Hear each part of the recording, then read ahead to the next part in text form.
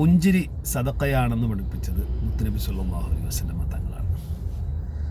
പക്ഷേ അതിൻ്റെ ഒരു യഥാർത്ഥത്തിലുള്ള അതിൻ്റെ ആഴത്തിൽ ഇതുവരെയും എന്നെ ചിന്തിപ്പിച്ചിരുന്നില്ല. എന്നാൽ ഇന്നലെ വളരെ കറുത്ത ഒരു മനുഷ്യൻ, നൈജീരിയക്കാരനായ ഒരു മനുഷ്യൻ ഒരു റെസ്റ്റോറൻറ്റിൽ ഇങ്ങനെ ചായ കുടിക്കാൻ വേണ്ടി ഇരുന്നപ്പം ഓപ്പോസിറ്റ് ഇരിക്കുക.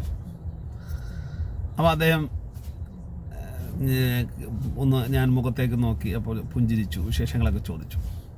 അപ്പം അദ്ദേഹം മുഖത്ത് ആ പുഞ്ചിരിക്കുന്നതിന് മുമ്പുണ്ടായിരുന്ന ഒരു രൂപവും ആ പുഞ്ചിരിച്ചതിന് ശേഷമുള്ള രൂപവുമായിട്ട് ഞാനൊന്ന് കമ്പയർ ചെയ്ത് നോക്കിയപ്പം വളരെ അജഗജാന്തരം വ്യത്യാസമുണ്ട്.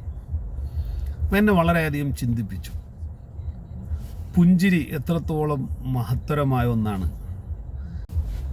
അതുകൊണ്ട് നമുക്ക് നല്ല ഒരാളെ കാണുമ്പോൾ ഒന്ന് പുഞ്ചിരിക്കാൻ നമ്മൾ ശ്രമിക്കുക.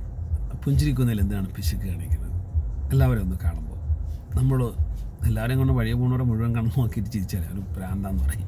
അങ്ങനെയല്ല പറയുന്നത്. നമ്മളൊരാളെ സമീപിക്കുമ്പോൾ, എന്തെങ്കിലും ഒരു ആവശ്യത്തിന് ഒരാളെ സമീപിക്കുമ്പോൾ, അല്ലെങ്കിൽ ഒരാൾ നമ്മളെ സമീപിക്കുമ്പോഴും നമ്മൾ എന്ത് ചെയ്യുക? പുഞ്ചിരിക്കുക.